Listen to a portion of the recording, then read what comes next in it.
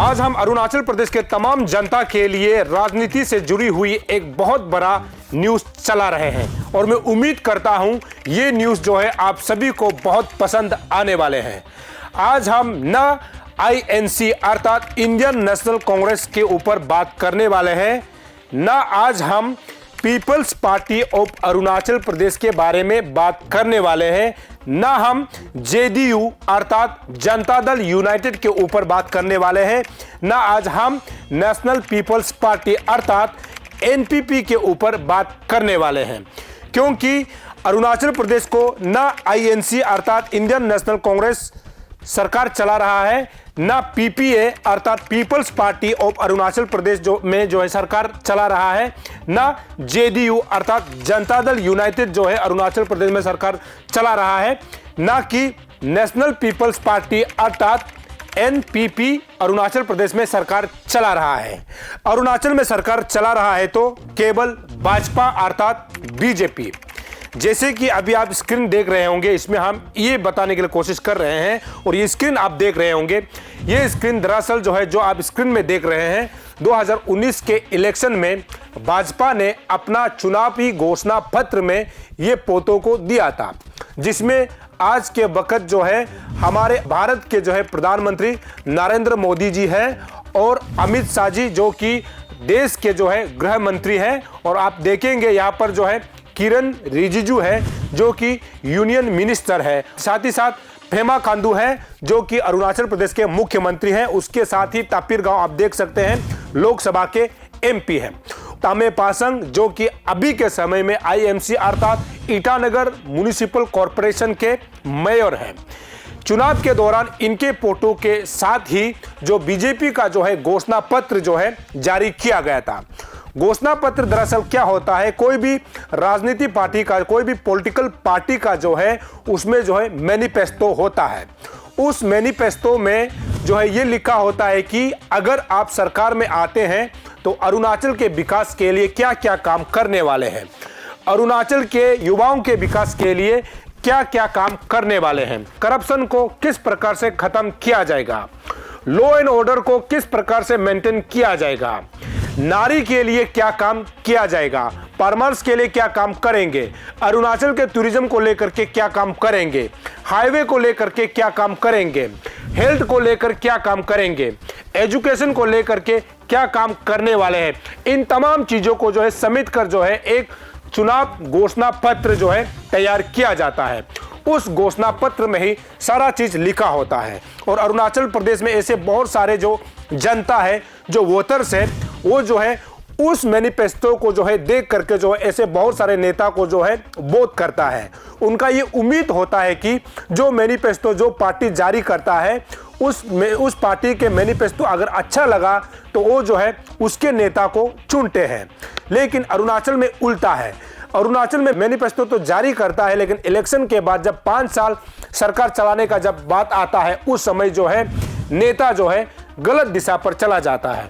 नेता दरअसल जो है जनता के विकास के लिए, राज्य के विकास के लिए, जिला के विकास के लिए, एजुकेशन के लिए, हेल्थ के लिए काम करने के लिए आता जरूर है लेकिन काम करते हुए कम देखा जाता है।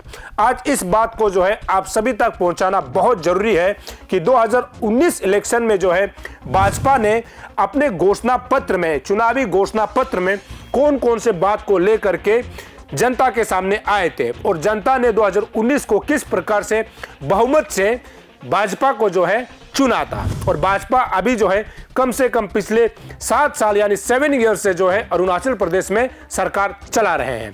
उस दौरान भाजपा का मैनिफेस्टो अर्थात चुनावी घोषणा पत्र में क्या क्या लिखा हुआ था उसके बारे में आप सभी को थोड़ा सा बताना बहुत जरूरी है। लेकिन घोषणा पत्र में हमने कुछ जो मेन मुद्दा को लिया हुआ है, जिसको कुछ चीज को भाजपा ने किया है और कुछ ऐसी चीज है जो बहुत जरूरी है जिस चीज को नहीं करते हुए अभी नजर आ रहा है। ऐसे बहुत सारे कार्य है भाजपा ने किया हुआ है। उस मैनिफेस्टो के बारे में थोड़ा सा आप सभी को बताते हैं। सबसे पहले हेल्थ अर्थात स्वास्थ्य। provide best health facilities to every citizen in Arunachal Pradesh, setting up of advanced blood bank facilities in all district hospital and starting trauma care centres. अभी आपको तय करना है कि ये जो अभी मैंने पढ़ा है ये आपके डिस्ट्रिक्ट हॉस्पिटल में है कि नहीं। दूसरा हम लोग चलेंगे remote location allowance to health provider, ये अभी चल रहा है कि नहीं आपको तय करना है। Provide health assurance to all, यानी सभी को। आगे हम लोग चलेंगे standard trims by increasing the member of seats and starting post graduate level course site, ये अभी चल रहा है क्योंकि ट्रिम्स में अभी जो है पोस्ट ग्रेजुएट जो है आप जो है फर्दर स्टडी कर सकता है, जो अभी हमको लगता है कि ये चल रहा है। आगे हम लोग देखेंगे जो मेन है आपको मैं बताने की कोशिश कर रहा हूँ, जैसे कि 50 bed territory level cancer institute, ये अभी हुआ है कि नहीं आपको तय करना है। उसके बाद जो है promote indigenous and folk medicine, ये सरकार ने बोला था। और आगे लिखता है health and hygiene to be mandatory part of school curriculum, यहाँ बहुत इंपॉर्टेंट है। यहाँ पर ये लिखा गया है कि बच्चों के स्वास्थ्य से जुड़ी हुई जो स्कूल एजुकेशन के करिकुलम में जोड़ा जाएगा। लेकिन हमने अरुणाचल प्रदेश के राजधानी ईटानगर के मैक्सिमम कैपिटल स्कूल में, सरकारी स्कूलों में ये देखा कि बच्चों के हेल्थ के ऊपर जो है खिलवाड़ किया जा रहा है। बहुत सारे ऐसे स्कूल हैं जहां पर बच्चों को सही हेल्थ एंड हाइजीन मिलते हुए नजर नहीं आता है, क्योंकि जहां पर टॉयलेट की व्यवस्था है लेकिन उस टॉयलेट में जो है पानी की व्यवस्था नहीं है। अगर पानी की व्यवस्था है तो टॉयलेट की व्यवस्था नहीं है। तो ऐसे में यहाँ पर ये जो है वादा जो किया था इसको जो है फेल होते हुए नजर आता है, क्योंकि हमने कैपिटल के मैक्सिमम सरकारी स्कूल का हमने दौरा किया है जिसमें ये चीज हमें नहीं मिला है। आगे हम लोग देखेंगे, बहुत इंपॉर्टेंट है ये, तो हेल्थ का बारे में थोड़ा सामने आपको हाईलाइट दिया। दूसरा हम लोग जाते हैं एजुकेशन में, और एजुकेशन बहुत जरूरी चीज है। अगर एजुकेशन सिस्टम जो है अगर सही रहेगा तो अरुणाचल जो है यूं ही आगे बढ़ सकता है।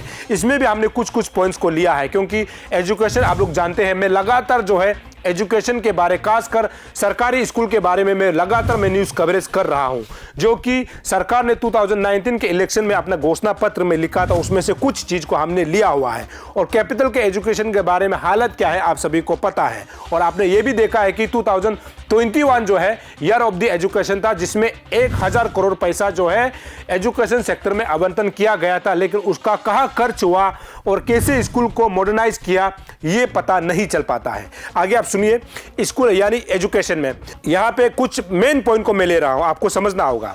यहाँ पर लिखा है कि free uniform to be extended for the classes 9 to 12 with provision for school bags and shoes to all student. यहाँ पर वादा ये किया था कि फ्री यूनिफॉर्म जो है बच्चों को जो है दिया जाएगा। पहले छोटा बच्चा को दिया जाता था, लेकिन यहाँ पर एक्सटेंडेड किया गया है, 9 to 12 के बच्चों स्टूडेंट को देंगे बोल के सरकार ने वादा किया था। यानी भाजपा ने सरकार अगर आएगा तो इसको देने के लिए वादा किया था। और इसमें प्रोविजंस ये भी है कि स्कूल्स बैग भी देंगे और साथ साथ में जूता यानी शूज भी देंगे। लेकिन अभी आप बच्चों को तय करना है कि क्या आपको आपका स्कूल में जो है क्लास 9 to 12 तक जो है यूनिफॉर्म फ्री में मिल रहा है और आपको शूज मिल रहा है, शूज के साथ में स्कूल बैग मिल रहा है कि नहीं आपको देखना है, क्योंकि वादा उन्होंने किया था। आगे हम लोग चलेंगे, free text book to be extended for the classes 9 to 12। पहले कुछ आगे जो क्लास 1, 5, 7, 6 तक के बच्चों को जो है कुछ बुक्स जो है फ्री मिलता था, और यहाँ पर जो है सरकार अगर आता है तो कहा है कि 9 to 12 के बच्चों तक को भी बुक्स फ्री देंगे। ऐसे सरकार अगर आएंगे तो कहा था भाजपा ने, लेकिन अभी मिल रहा है कि नहीं आपको देखना है। आगे हम लोग चलते हैं, कुछ बहुत जरूरी चीज है, each district to have 2 model schools. हर एक जो है डिस्ट्रिक्ट में जो है 2 मॉडल स्कूल जो है बनाया जाएगा, वादा किया था। अभी देखना यह है कि हर डिस्ट्रिक्ट में 2 मॉडल स्कूल है कि नहीं, या फिर एक भी मॉडल स्कूल है कि नहीं, यह देखना है कि उन्होंने उस समय जो है वादा किया था। आगे हम लोग चलेंगे इसी पॉइंट के आगे, our ambitious target is 100% pass percentage in class 10 and 12 in next 5 years। यानी 2019 के बाद अगर हम लोग चलता है, 19 के बाद 20, 21, 22, 23 एंड 24, यानी 2024 इलेक्शन आने से पहले तक सरकार ने यह टारगेट किया था कि 100% जो है पास परसेंटेज होना चाहिए क्लास 10 और 12 में, लेकिन आप सभी को पता है इस बार का जो सीबीएसई एग्जाम्स में हम कितना रैंक में था आपने देखा है, और हमने बाकायदा उस न्यूज़ को चलाया भी था। जैसे कि आप देखेंगे इस प्रकार का रैंक था, यानी अभी हाल ही का जो एग्जाम्स के बारे में आपको बता रहा हूं, उस समय सीबीएसई क्लास 10 और 12 में हमारा एजुकेशन का जो परफॉर्मेंस था, बच्चों का परफॉर्मेंस था, और एजुकेशन जो सिस्टम है उसका परफॉर्मेंस आपको ये बता रहा है। तो यहाँ पर तो चेंज होते हुए हमको नज़र नहीं आ रहा है। आगे हम लोग चलेंगे। डेवलप जोते and Tezu as the higher education hub, यानी जोते की बात करते हैं तो एनआईटी है। जोते की जब बात करते हैं एनआईटी यानी नेशनल इंस्टीट्यूट ऑफ टेक्नोलॉजी, जो कि सबसे बड़ा एक हायर एजुकेशन है जहाँ पर जो है बच्चे अलग अलग सब्जेक्ट पढ़ता है और उसमें जो है बहुत अच्छे बच्चे निकलते हैं। लेकिन जोते का एनआईटी के बारे में आप सभी को पता है, यहाँ तक सोशल एक्टिविस्ट जो समाज सेवी है इसको कंप्लेन करते हुए देश के राजधानी दिल्ली तक चला गया था, और पत्र जो है हमारे गवर्नर को लिखते हुए वहाँ पे प्रेसिडेंट को भी लिखा है। हर समय जो है एनआईटी जोते जो है चर्चा में है, क्योंकि उसमें सही इंफ्रास्ट्रक्चर नहीं है, बच्चों को पढ़ने में दिक्कत हो रहा है, पानी की सही व्यवस्था नहीं है, क्लासरूम की सही व्यवस्था नहीं है। ऐसे बच्चे बार बार इस बात को दोहरा रहे हैं, लेकिन यहाँ पर उन्होंने घोषणा किया था कि इसको जो है हायर एजुकेशन हब्स बनाएंगे, लेकिन जो दिखता नहीं, अभी दिखाई नहीं दे रहा है।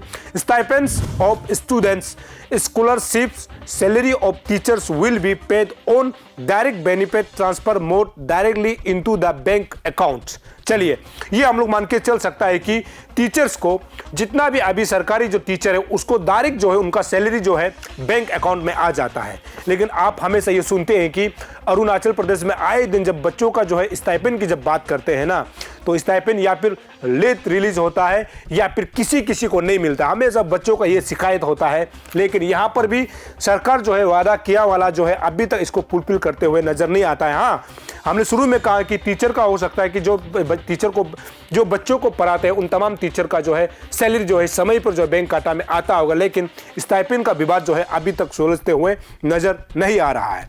आगे हम देखेंगे regularisation of the contractual teacher, ये ISSE का, इसमें जो कुछ टीचर का जो रेगुलराइज जरूर हुआ है, लेकिन ये भी विवादों में हमेशा गिरा रहता है। उसके बाद maternity leave for the contractual teachers ISSE, ये भी अभी शायद सरकार की तरफ से किया गया, जो कि अच्छी खबर है। जो हमारा जो मैटरनिटी जो लीव है जो कॉन्ट्रेक्चुअल को अभी मिल रहा है कि नहीं, ये तो हमको अभी तक आइडिया तो नहीं है, लेकिन जब जो मैटरनिटी लीव की बात की जाती है तो यहाँ पर जो है मिलती है, ऐसे हमको खबर है। और ये कुछ चीज़ है जो सरकार की तरफ से इसको काम करते हुए नजर आ रहा है।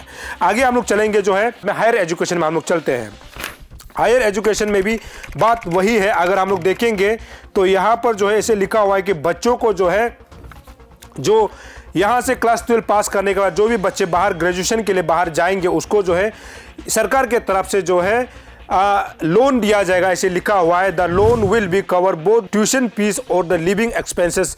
ये बच्चों को अभी मिल रहा है कि नहीं, कि इतना तो पता है कि कुछ बच्चों को जो अरुणाचल से बाहर पढ़ते हैं उनको जो है स्टाइपेंड के तौर पर यानी सरकार की तरफ से मदद के तौर पर दिया जाता है, अच्छी बात है। लेकिन सभी बच्चों को मिल रहा है कि नहीं, ये सोचने वाली बात है। आने वाले समय में हम भी पता लगाएंगे।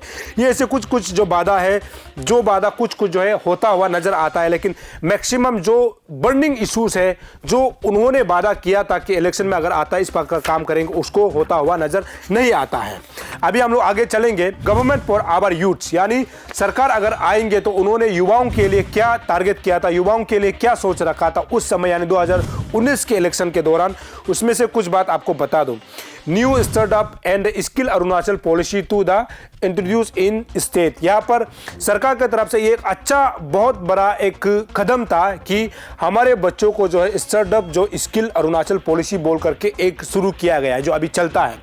लेकिन कई बार यहाँ पर ये रहता है कि जो सही में जिसको सरकार का जो स्कीम्स है उसको लाभ उठाना चाहिए, उठा पाना चाहिए, ऐसे बच्चों को नहीं मिल पाता है। ऐसे कई बार हमको शिकायत भी मिला है कि ये जो स्किल अरुणाचल पॉलिसी है जो सच में सही बच्चों को मिलना चाहिए वो नहीं मिल पाता है। तो इन चीज़ों को सरकार को देखना चाहिए। आगे हम लोग देखेंगे support of up to ₹25 lakhs for innovation startup idea, ये भी सरकार की तरफ से कुछ चलाया जाता है कि जो नया इनोवेशन आइडिया लेकर के जो आगे यूथ जो है आगे बढ़ना चाहता है उसको सरकार की तरफ से 25 लाख मदद दिया जाता है और ये जो है बैंक सब्सिडी के तौर पर भी दिया जाता है। ऐसे कई बार शिकायत आता है कि हमारे जो सच में युवा जो है काम करना चाहता है उसको जो है बैंक लोन नहीं मिल पाता है, उसको जो है बैंक से सब्सिडी नहीं मिल पाता है। ऐसे बहुत सारे जो है बैंक में अप्लाई करने के बाद जब भी नहीं मिलता है तो वो लोग जो है दुखी हो जाता है। इन चीज़ों को अगर सही से अगर सरकार अगर इसको सही से काम कराया जाता है तो युवाओं को फायदा हो सकता है। लेकिन ये युवाओं के लिए कुछ घोषणा था जो सरकार ने अगर सरकार आता है उस समय करेंगे। Participation of youth in policy formulation, तो यहाँ पर ये कहा गया है कि जितना भी जो हमारा यूथ है जो पढ़े लिखे यूथ है उसको जो है सरकार के तरफ से जब भी कुछ अच्छा काम किया जाएगा उसमें जो फीडबैक लेंगे। ऐसे कई बार सरकार की तरफ से होता है कि जब बजट होता है उस समय बुलाया जाता है, ये अच्छी बात है। Involve youth of the state to build a feedback mechanism to the improve governance in the state। ये बात भी कई बार होता है कि यूथ को जो है पूछा जाता है कि हम लोग कैसे काम करेगा यूथ के लिए अच्छा हो सकता है, इस बात को कहा जाता है। ये भी एक दो पॉइंट है जिसको बताना जरूरी है। लेकिन यहाँ बहुत खूबसूरत एक पॉइंट दिया हुआ है, assist UPSC oblique APPSC aspirants in their preparation bye providing monthly financial stipend for their living expenses and books to those who clear prelims examination।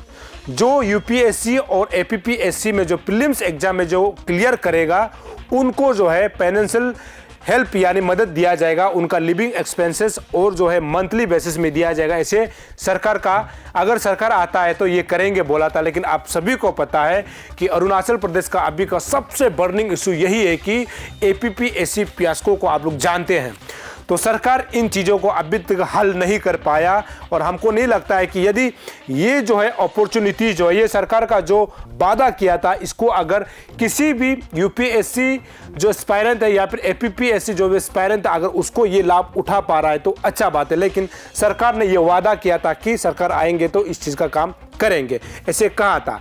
आगे कुछ चीज़ें जिसको बताना जरूरी नहीं है लेकिन जो कुछ है जो ऐसी चीज़ है जो बहुत ज़रूरी चीज़ है उसको मैं आपको बताने के लिए कोशिश कर रहा हूं। अगर हम लोग चलते हैं अभी हाईवे में, यहाँ पर जो है कनेक्टिविटी एंड इंफ्रास्ट्रक्चर की जब बात करते हैं तो आप यहाँ पर देख सकते हैं ये लिखा हुआ है कि build infrastructure for the last mile connectivity all villages to be connected with roads. सभी जगह को जो है रोड से कनेक्ट कर दिया जाएगा अगर सरकार आता है तो। Next, Arunachal Pradesh is a border state, therefore developing border area infrastructure will be priority. ये देंगे, सरकार ने कहा था। Trans Arunachal highway to be completed and the connect all district headquarters, ये सरकार ने वादा किया था। अभी ये काम तो चल रहा है और काम होते हुए भी नजर तो आता है।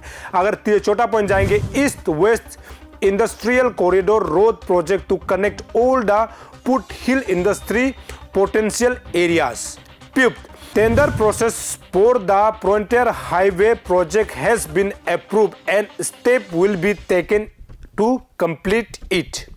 Sixth, make connectivity between the Naharlagun and Itanagar easier. और आप सभी को पता है यहाँ पर ये लिखा है कि ईटानगर और नाहरलगन को जो है आसानी से जाने के लिए हाईवे को बना दिया गया, ये तो अच्छी बात है। लेकिन यहाँ पे ये भी लिखा है कि ट्रैफिक जाम को रिड्यूस करने के लिए जो ट्रेवलर है उसको जो है मुसीबत नहीं होने के लिए कहा है। लेकिन आए दिन अभी जो है 2024 इलेक्शन आने को है, लेकिन ईटानगर नाहरलगन बंदरदेवा की जब हम लोग बात करेंगे यहाँ पर सबसे ज़्यादा कम्यूटर्स को जो है दिक्कतों का सामना करना पड़ रहा है आज के समय में भी। इसको सरकार को देखना चाहिए। आगे हम लोग देखेंगे 4 laning of the national highway from Hollongi to Banderdewa to be completed. ये हो जाएगा, मतलब कर देंगे ऐसे कहा है। लेकिन ये काम जो है अभी भी चल रहा है क्योंकि 1 जो है हो गया है लेकिन अभी B और C जो है बचा हुआ है, यानी पापूनाला से नाहरलगन, नाहरलगन से बंदरदेवा काम जो है चल रहा है। यहाँ पर कंप्लीट लिखा हुआ है लेकिन अभी ये इलेक्शन से पहले खत्म हो पाएगा कि नहीं, ये अपने आप में सरकार के लिए चुनौती है।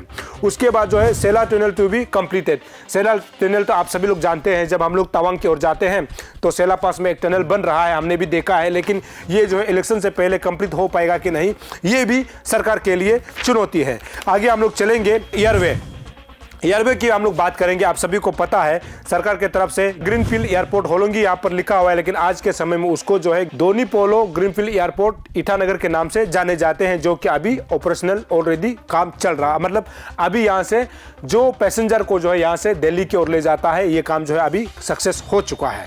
दूसरा अगर हम लोग देखेंगे, increase frequency of flight from Pasighat and Tezu ये भी ऑपरेशनल हो चुका है। मतलब अभी ये लोगों को जो है ले जाना और ले आना काम हो रहा है। ये सरकार के लिए और सभी जनता के लिए अच्छी खबर है।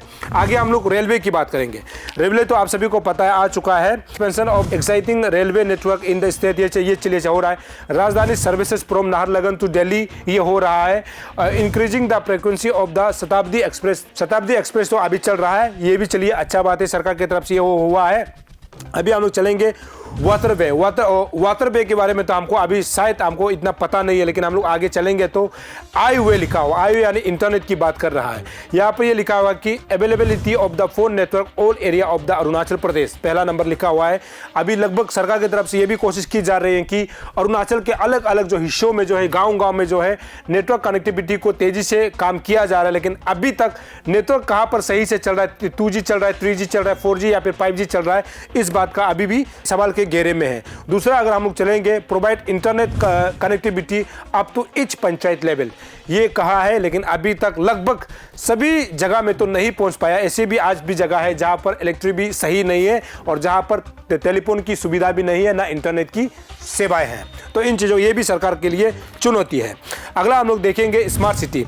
स्मार्ट सिटी के बारे में आप सभी लोग जानते हैं अरुणाचल प्रदेश में 2 स्मार्ट सिटी दर्जा दिया गया था। एक जो है आप देखेंगे ईटानगर है और दूसरा जो है पासीघाट है। लेकिन आए दिन जो है पासीघाट की हम लोग बात करेंगे, पासीघाट ईटानगर से बहुत दूर हो जाता है, तो हम लोग ईटानगर की बात करते हैं तो आप देखेंगे तो आए दिन जो है ईटानगर का जो स्मार्ट सिटी है इसके बारे में भी चर्चा होती है। यहाँ पर जब CCTV इंस्टॉल की बात करते हैं तो इसका यूजेस कैसे है, इसको मतलब काम करते हुए आप लोग देखा होगा। लेकिन स्मार्ट सिटी की हम लोग जब बात करते हैं तो हर चीज़ जो है मतलब जितना भी जो काम होता है उसका टेक्निक जो है उनका जो जितना भी जो उसमें यूज़ किया जा रहा है, इन चीज़ों को मतलब अगर आने वाला समय और अभी तक जो है अगर इसको स्मार्टली किया जाता है तो मुझे लगता है कि स्मार्ट सिटी का नाम दर्जा सही है। लेकिन आए दिन आप ये देखते हैं कि स्मार्ट सिटी के अंतर्गत जो है जगह जगह में गंदगी फैला हुआ आपको नजर आएगा। तो ये चीज़ जो है एक तरफ से सरकार की तरफ से भी यानी स्मार्ट सिटी को जो देखता है उसकी तरफ से भी गलती हो रहा है, IMC की तरफ से भी हो रहा है और हमारा जनता की तरफ से भी हो रहा है। जनता को सिविक सेंस होना पड़ेगा, अपना राज्य को, अपना जो है स्मार्ट सिटी को और अपना राजधानी को जो है साफ सुथरा रखने के लिए जनता के दिमाग में भी सिविक सेंस आना पड़ेगा। तभी जा करके हम सब के मिलने के वजह से हम सब के साथ काम करने के साथ से ही स्मार्ट सिटी जो है आगे बढ़ सकता है और सुंदर हो सकता है। आगे हम लोग चलेंगे कि सिक्योरिटी। गवर्नमेंट ये बोलता है कि government for the marginalised and poor, मतलब ये जो है जो गरीब लोगों के लिए काम किया जाएगा। मगर अगर सरकार आता है तो उन्होंने कहा था सबसे पहले उन्होंने सरकार आता है तो काम करेंगे बोला था कि provide housing to all by 2022 तक जो है जितना जो गरीब लोग हैं उनको जो है घर प्रोवाइड यानी घर देंगे, ऐसे भरोसा दिया था। लेकिन अभी होते हुए नजर नहीं आता है। Every citizen residing in Arunachal will be covered under the banking network by 2020।